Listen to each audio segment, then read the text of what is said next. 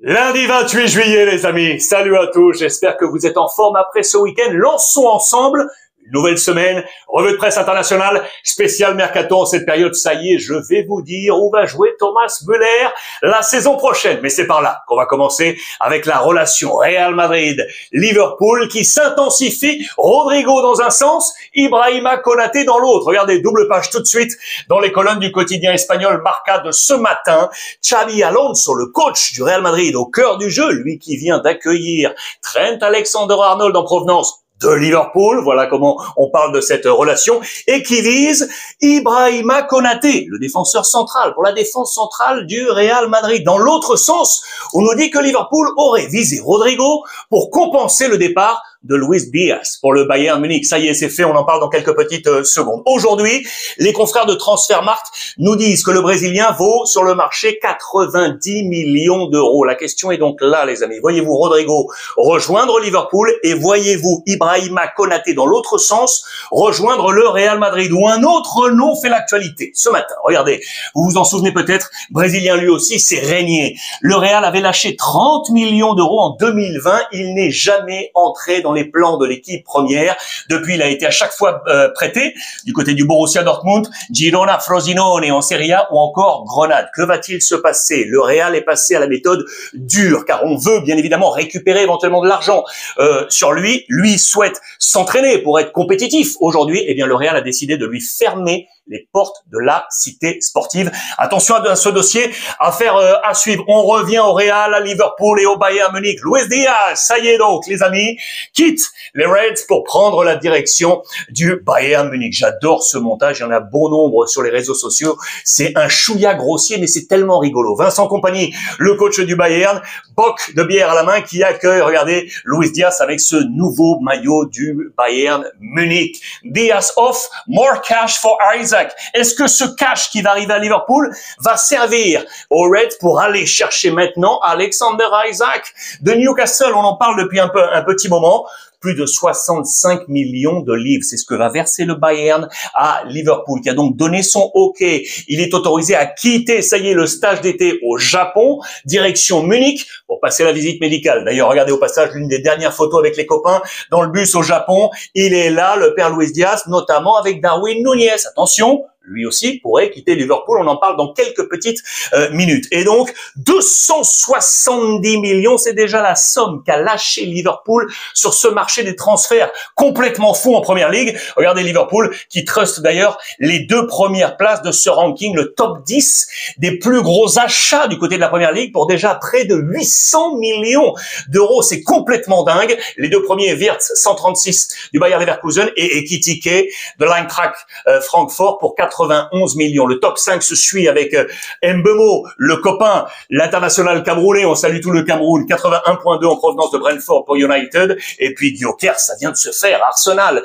un peu plus de 70 millions, vous le voyez en provenance du Sporting Portugal, ici également Matheus Cunha, Manchester United, en provenance de Wolverhampton. Attention parce que ce n'est pas terminé, regardez les 2 prochains annoncés, les 2 en provenance de Leipzig, les amis. Le premier, c'est Benjamin Sesko, l'attaquant qui pourrait arriver 22 ans du côté de Newcastle pour 70 millions. Lui, vous le connaissez, Xavi Simons, qui avait joué notamment du côté du Paris Saint-Germain, 22 ans. On l'annonce à Chelsea pour 60 millions d'euros. Ce marché anglais est complètement dingue. Luis Diaz n'est pas le seul à arriver au Bayern Munich, puisque regardez, vous le savez, on attend Woltemade, le géant, l'attaquant de Stuttgart. Que va-t-il se passer? C'est dans les colonnes de Bild de ce matin. Vous voyez cette petite carte-là, avec un lac là, vous le voyez peut-être, l'Allemagne qui est ici, tout en bas de l'Allemagne, vous avez là une petite bourgade proche de ce lac, c'est Rothaarergen. C'est là que la formation de Stuttgart a décidé de passer sa semaine de stage. Ça a commencé aujourd'hui. Et vous savez qui est-ce qui habite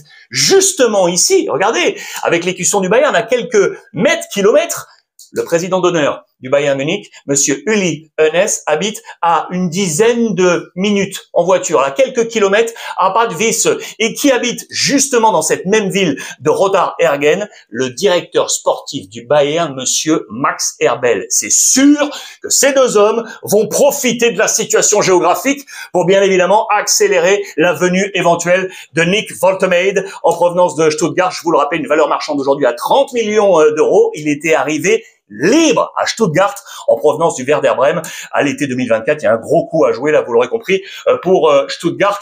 Affaire à suivre. Voilà où va jouer Thomas Müller la saison prochaine, les amis. Regardez, c'était dans les colonnes de Milt. Là aussi, une carte. Regardez, on l'avait annoncé en MLS. Il va bien jouer en MLS, mais pas à Los Angeles. Il va filer au Canada, les amis, à Vancouver. Je vous explique tout. Attention, soyez bien attentifs. Regardez pourquoi. On avait annoncé Los Angeles. Pourquoi? Parce que les deux clubs avec le Bayern Munich sont liés. Ils ont monté une joint venture ensemble, une JV, une société, notamment pour le développement des jeunes talents. Donc on s'est dit, ça va se faire, c'est un partenaire. Eh bien non, c'est pas là qu'il va aller. Il va aller à Vancouver. Donc les amis, l'ancien club d'un autre du Bayern, Alphonso Davies, Steve Nash, l'ancienne légende du basket américain et notamment actionnaire des Wildcats de Vancouver. Pourquoi je vous en parle ainsi avec également l'écusson de Cincinnati? Sachez qu'en MLS, les clubs de MLS ont droit chaque saison à signer des contrats avec 7 joueurs qu'on appelle des droits de découverte. C'est-à-dire que quand les joueurs, par exemple, sont en Europe et ont envie un jour de découvrir, par exemple, la MLS, eh bien, avant d'y aller, ils signent un droit, un accord avec un club en leur disant, OK, les gars, si je vais en MLS, j'y vais en priorité avec vous pour découvrir, le droit de découverte, le sol américain et la MLS. Eh bien, en l'occurrence, Thomas Müller avait signé avec Cincinnati. Et donc, Vancouver doit dealer avec Cincinnati pour récupérer ses droits de découverte. C'est une sorte de droit de préemption pour Cincinnati et qui aurait fixé autour de $400 000 le rachat de ses droits pour Thomas Müller. J'espère avoir été clair sur cette mécanique. En attendant, eh bien, Thomas Müller va retrouver la MLS direction Vancouver. C'est assez génial et j'adore ce type d'histoire. Je reviens au Real Madrid encore pour vous montrer une chose. Avec le départ de Luka Modric, les amis, c'est une première au Real Madrid. Ça fait 25 ans que le Real, eh bien, à chaque fois, on avait au moins un ballon d'or dans l'effectif. Le dernier avec Luka Modric. Eh bien, ce ne sera pas le cas là. C'est la première fois depuis 25 ans. Je pense notamment à Figo, à Benzema, à Cristiano Ronaldo, toutes les stars du Real. Mais voilà, c'est une page également qui se tourne. On sait que Vinicius était tout proche de l'avoir la saison passée. Cela ne s'est pas fait. Le Real, qui là dans les colonnes de AS, nous parle également de sa politique. Vous savez, à chaque fois qu'on a des jeunes du côté du Real Madrid, quand on le revend, on garde du pourcentage de rachat. Vous le savez, des options avec des pourcentages. C'est une méthode qui fonctionne à merveille. Dernière en date, Carreras, qui avait été formé au Real Madrid, parti très très jeune à Manchester United. Madrid avait gardé du pourcentage. Et puis ensuite, quand United l'a passé à Benfica, eh bien, le pourcentage existe toujours, ce qui fait que le prix d'achat ensuite est plus faible. C'est une politique intéressante que le Real Madrid décide de garder. Le Barça s'est imposé hier en terre japonaise. Je vous en ai parlé, 3-1, le premier match de la nouvelle saison. Des débutants en or. J'adore tout ça dans les colonnes du Mundo Deportivo. Les débutants, c'est notamment Rooney, Bargi, qui est arrivé, vous savez, de Copenhague, on va en reparler. Excellent. Rashford avec son numéro 14, qui est ici. Dro, le père Pedro Fernandez, 17 ans, début et but marqué. Ça aussi, j'adore. Les débuts également de Lamine Yamal, début avec son numéro 10, bien entendu. Et dans les buts, Joan Garcia. Les débutants ont parfaitement fonctionné sous la main du roi Midas. Regardez, Sport nous dit, il transforme tout en or parce que c'est effectivement, ça a très très bien marché. En plus, il a entre ses mains 2-11. 2-11. Ça, c'est le 11 de la première mi-temps. Le 11 de la deuxième. Regardez, il a absolument tout changé. Intéressant. Joan Garcia qui a débuté donc en position numéro 1. Eric Garcia, on va y revenir, qui était à droite, puis Koundé reprendra sa place en deuxième période. Intéressant également de voir ici ce triptyque où Gavi et Pedri ont joué ensemble avec Fermin. Très intéressant. Dani Olmo, bien évidemment, était là. Et Lewandowski est entré en deuxième mi-temps. Pas titulaire. C'était Ferran Torres qui était titulaire dans ce match. Le top 5 des notes pour le quotidien Sport de ce match. Regardez, des 8 et des 9. 8 pour Eric Garcia, qui en plus aura été donc le premier buteur de cette nouvelle saison. Gavi a pris un 8. 8 pour Lamine Yamal. 9 pour Rooney, le petit nouveau. Et 9 pour le gamin Dro Fernandez. De très bonnes notes dans ce top 5. Et Lamine Yamal, bien évidemment, qui a apporté tout son talent au milieu de tout ça. Hansi Flick, qui a donné le numéro 1 à Joan Garcia. Est-ce que c'est définitif? On pense à Ter Stegen et on va y revenir sur le choix des capitaines. Rashford également a donc fait ses grands débuts sous les yeux, regardez, du board, avec ici le président Laporta et son numéro 2, Rafa Juste. Très intéressant, ce qui nous amène à cette question. Qui aura le brassard de capitaine la saison prochaine? Est-ce que Ter Stegen, les amis, va rester du capitaine du Barça? Vous savez ce qui est en train de se passer au niveau de son opération, de la communication autour de tout ça. Ça peut être compliqué. Ça C'était les capitaines de la saison passée, les amis. Je vous rappelle que pour la première fois, avec le départ de Sergi Roberto, qui est parti à Côme, aucun joueur formé au club. Avec donc Ter Stegen, avec Araujo, avec Rafinha, avec Pedri et avec De Jong. Cette saison, il y a peut-être une possibilité avec Eric Garcia. Il a été interrogé au terme du match face à Kobe.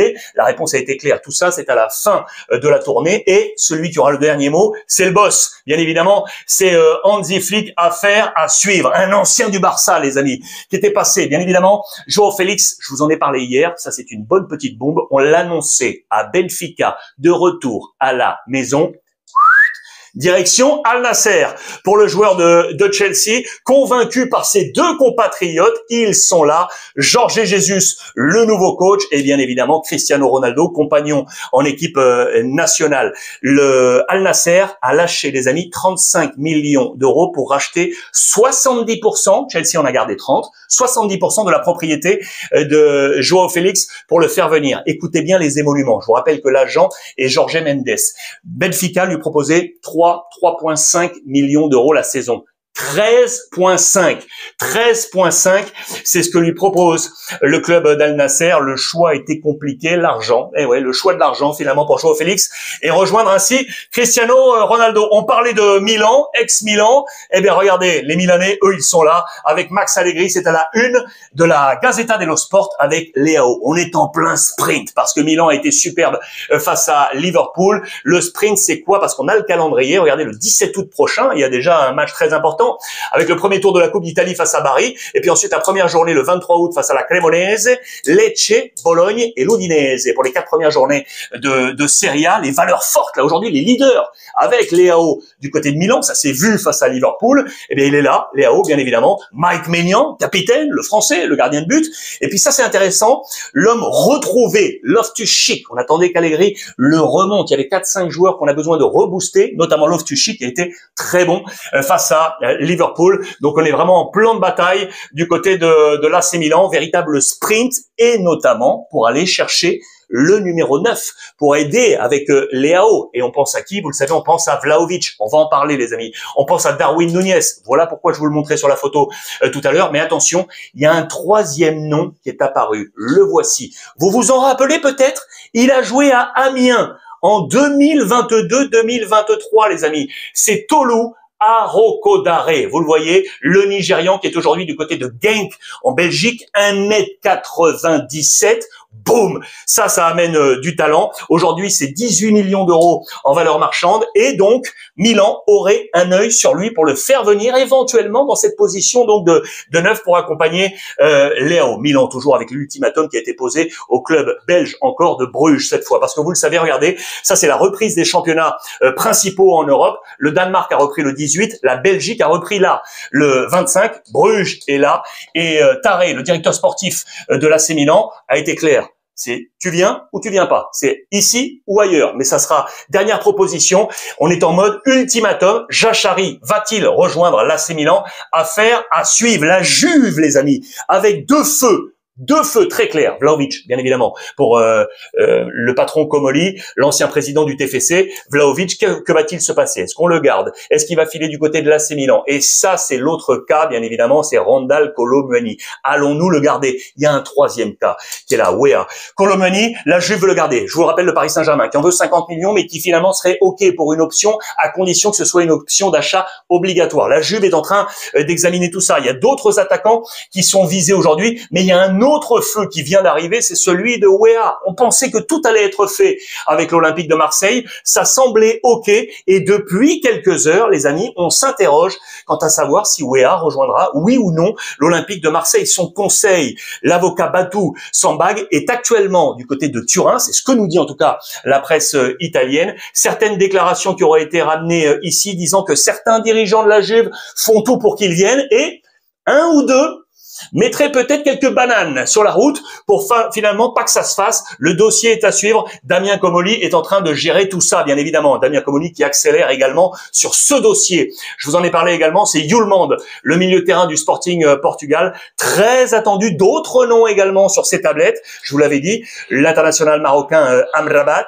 Je vous avais parlé de Nahuel Molina pour le flanc gauche ici. Yves Bissouma de Tottenham pour renforcer ce milieu de terrain avec Locatelli et Thuram sous les ordres d'Igor Tudor. Très intéressant derrière cette attaque. Yildiz, Koopmeiners et David. Pardon pour les petits bruits que vous entendez, on est en plein chantier, vous l'aurez compris. Mais ça fait partie de la vie, c'est comme ça. Damien Comolli, vous l'aurez compris, qui en plus, peut-être dans les prochaines heures après le mercato, va pouvoir aller déjeuner avec un ancien de ses protégés. Puisque regardez, le père Aboukhlal, l'international marocain du TFC, là où était Damien Comolli, va arriver à Turin, mais pas à la Juve, au Torino, les amis. Il est ciblé par le Torino. Vous le voyez dans les colonnes de Tous au Sport, je vous le rappelle, Zakaria Aboukhlal, c'est 25 ans, lui qui a été principalement du côté des Pays-Bas, vous le voyez avec PSV et l'AZ Alkmaar, transféré à Toulouse en 2022 pour 2 millions d'euros. Eh bien, le Torino est en train de le viser. Chivou, l'Inter veut du muscle au milieu de terrain, dans la zone où est Fratesi, l'international italien. Voici les deux hommes visés par Chivou pour apporter plus de physique au milieu de terrain, là où, je vous le rappelle, Zielinski, le Polonais 31 ans, devrait partir, et Aslani, les deux départs annoncés dans ce milieu de terrain. Et voici les muscles. Alors, je vous en parle. Ici, c'est Mandela Keita, le Belge qui joue à Parme, et ici, lui, vous le connaissez, je vous en avais déjà parlé, c'est le Danois du Genoa, Frendrup. Un de ces deux hommes, plutôt ballottage ici, viendrait du côté de l'Inter, qui ça y est a accéléré sa préparation. On est passé à 2 sessions par journée. On est en pleine préparation physique également du côté de l'Inter. L'Inter où on attend également la fin du dossier Lookman. Vous savez, on a l'impression que ça dure depuis 150 ans avec l'Atalanta Bergame. Je vous rappelle, on était à 40 millions au départ. Atalanta voulait 50, 41, 42, 43. Ça y est, on semble avoir trouvé 45 juste au milieu pour faire venir Lookman. Qui plus est, l'Atalanta a déjà trouvé son remplaçant, entre guillemets. C'est cet homme, les amis. Regardez-le. Il est là, c'est monsieur Souleymana, qu'on a fait venir en provenance de Southampton. Vous le voyez, il est passé par le Stade de Rennes, le Stade Rennais, 2021-2023, en provenance de Nordjylland, au Danemark. Joueur très intéressant, on va le suivre, c'est le Ghanéen. Et donc, lui arrive, voilà qui annonce que la porte est ouverte pour Lookman et pour rejoindre l'Inter. Très intéressant dans ses manœuvres du côté de la Serie A. Le Napoli est en pleine effusion. Là aussi, ça part à folie dans les marchés des transferts. Mana, le directeur sportif, De Laurentiis, le président, Antonio Conte, le patron et le coach. Les 3 noms qui circulent en ce moment, vous le savez, c'est Ndoye de Bologne, toujours, c'est Jack Grealish, Manchester City, je vous l'avais d'ores et déjà annoncé, et Sterling, Arsenal la saison passée, le joueur de Chelsea. Ce sont les 3 points principaux noms là qui gravitent aujourd'hui du côté de Naples. Mais attention, pas les seuls, parce qu'on nous annonce qu'un dernier coup se prépare. Juan Lou, je vous en avais parlé, du FC Séville, et Chiesa, qui est en position loft quasiment du côté de Liverpool. On ne compte pas sur lui et il pourrait revenir en Serie A au Napoli, là où bien évidemment Luca de l'Udinese est en train de séduire tout le monde. 2,01 m. Imaginez là la paire si on met Luca et Lukaku ensemble, les deux mastodontes, les centraux en face ont intérêt à être solides. Ça, c'est intéressant pour le père Antonio Conte. Wesley, le Brésilien, est arrivé comme une star du côté de l'AS Rome. Regardez, lunettes noires sur le bout du nez et tout ça pour la plus grande satisfaction de Gasperini qui l'attendait. Il attend encore beaucoup de choses du côté du marché des transferts. Wesley qui est ici, vous le voyez, sur le flanc droit de l'attaque, juste aux côtés de El Ainaoui qui est arrivé du Racing Club de Lens, juste derrière Dybala, El Shaarawy et Dovbyk à la pointe de l'attaque. Ce n'est pas fini, le mercato romain est encore en pleine activité. Attention, il va falloir surveiller également la saison prochaine, les amis, le club italien de Côme. Ça fait un petit moment que je vous en parle. Avec Cesc Fabregas, le coach, il y a énormément de moyens financiers derrière ce club. Je vous rappelle que Raphaël Varane est là, en actionnaire Thierry Henry également. Regardez la phase de préparation actuelle. 3 matchs, 3 victoires, à chaque fois 3 buts inscrits et une défense qui est de mieux en mieux. 3-2 face à Lille, 3-1 face à Al-Ahly, 3-0 face à l'Ajax d'Amsterdam. À suivre, Betis Séville et le trophée Gamper face au Barça, l'ancien club de Cesc Fabregas. C'est ici que je vous ai parlé, vous le savez, du jeune Andrea Leborn qui vient de fêter ses 19 ans. Il est en équipe 2, il fait le stage de préparation là avec la formation. Je vous annonce que je vous Il y aura du focus sur lui là dans quelques temps là pour vous proposer ce profil dans cet effectif de Com. Équipe à surveiller, je vous l'ai dit, en parlant de jeunesse. Regardez, jeunesse toujours, puisque le père Gattuso, le nouveau sélectionneur, ancien coach de l'Olympique de Marseille, est en pleine tournée pour aller voir les nouvelles pépites du football italien dans cette équipe qu'il veut rajeunir. Il y a notamment le Fratesi dont on a parlé tout à l'heure du côté de l'Inter. Il y a Scalvini ici de l'Atalanta Bergame ou encore Di Lorenzo du Napoli. Très attendu ces joueurs dans le nouvel effectif de l'Italie qui, vous le savez, est en pleine phase de qualification. Pour l'instant, à la 3e place dans son groupe, derrière la Norvège, Israël, devant l'Estonie et la Moldavie, mais 2 matchs seulement pour les Italiens. Voici le prochain programme. Vous le voyez dans cette phase de qualification avec le prochain match face à l'Estonie. Et voici le programme de Gattuso qui est là du côté de la Juve, qui va filer à l'Inter. Samedi, il va voir le match entre Saint-Étienne et le club de Cagliari, puis le Paris Saint-Germain face à Tottenham, et puis il va aller voir toutes les journées de Première Ligue et de Serie A pour composer la nouvelle sélection italienne. Je vous rappelle, début de la Coupe du Monde le 11 juin 2026. En parlant de jeunesse, El Cholo Simeone a complètement revu son effectif, plus de 30% et que des jeunes. Ce sont que des jeunes qui arrivent et qui veulent mordre dans la Liga espagnole. Pui sur le flanc droit, Anco en défense centrale avec l'anglais, Ruggeri sur le côté gauche l'italien. Ici 2 hommes, Baena de Villarreal et Almada de Botafogo, ex-Olympique lyonnais. Cardozo qui est rentré ici avec Coquet. On nous annonce également dans ces autres postes, vous le voyez, l'arrivée notamment de Enzo Mio, je vous en ai parlé, le français de Stuttgart, qui pourrait rentrer dans ce plan, notamment ici. Départ de Lino, qui devrait filer à Flamengo, et de Thomas Lemar, le français, les amis, prêté du côté de Gérone. Vous voyez le fils del Cholo Simeone, il n'y a pas de doublon. J'adore, je le dis avec le sourire, bien évidemment. Giuliano Simeone, il n'y a pas de doublon autour de lui. Antoine Griezmann ici avec Sorloth et Julian Alvarez. J'aime beaucoup cette équipe de l'Atlético Madrid. Dans 3 jours, les amis, Supercoupe du Portugal. Supercoupe entre le Sporting et le Benfica. Gyökeres vient de partir, vous le savez. C'est Luis Suarez qui arrive en provenance d'Almeria. On le veut, ça y est, pour la Supercoupe. C'est dans 3 jours. Il faut conclure ce transfert. C'est à la une, vous le voyez, de toute la presse portugaise. Le Sporting, les amis, qui a déjà, vous le voyez, regardez, vendu pour 160 millions d'euros. Je vous le dis et je vous le répète, les Portugais sont les meilleurs acheteurs et les meilleurs vendeurs d'Europe. C'est absolument incroyable. Voici toutes les ventes du Sporting. Le dernier en date, bien évidemment, c'est le record. Le numéro 1, Gyökeres à Arsenal, pour 100%, 65,76 millions pour Arsenal. C'est principalement, vous le voyez, les clubs anglais. Total, 162 millions du côté du Portugal. On parlait de cette Supercoupe qui arrive dans 3 jours. Le Sporting va bien. Côté Benfica, regardez, une mauvaise nouvelle, puisque Bruma s'est blessé, le joueur de couloir offensif, cheville gauche. Pourquoi? C'est le talon d'Achille, les amis. Ça, c'est 5-6 mois. 5-6 mois out, malheureusement, pour le père Bruma. Enfin, pour finir, je voulais absolument saluer, parce que ça a vraiment été une super finale, la finale de l'Euro, les filles. Et ce sont les Anglaises qui se sont imposées. Je le dis comme ça avec une toute petite amertume, vous connaissez ma double nationalité espagnole. J'étais un chouïa derrière les Espagnols, mais c'est comme ça. Finale cruelle à la une de Sport. Le football s'est imposé, parfois injuste. Selon Marca, on estimait que les Espagnols invaincus dans ce tournoi étaient les grandes favorites. C'est vrai que les Anglaises sont passées à 2-3 reprises en ayant été menées et en égalisant au bout du bout pour finalement à chaque fois passer, se qualifier. Et bien là, on est allé au terme de la séance de tir au but. Ça a été complètement fou avec une super gardienne du côté de l'Angleterre. Les reines sont là, les reines anglaises, les amis, qui en plus gardent leur trophée. It's home again. On la ramène à la maison. Elles étaient déjà détentrices de ce trophée de l'Euro. Et j'adore ce dernier jeu de mots à l'anglaise. Les Lioness que vous voyez ici. Et on rajoute le yes. Oui, c'est fait. Les Anglaises conservent leur titre. Voilà les amis pour ce point complet, revue de presse internationale spéciale Mercato. Dites-moi ce que vous en pensez. J'attends tous vos commentaires avec énormément de gourmandise. Je vous embrasse. Passez une bonne après-midi. On se dit à plus tard sur la toile et profitez des vôtres.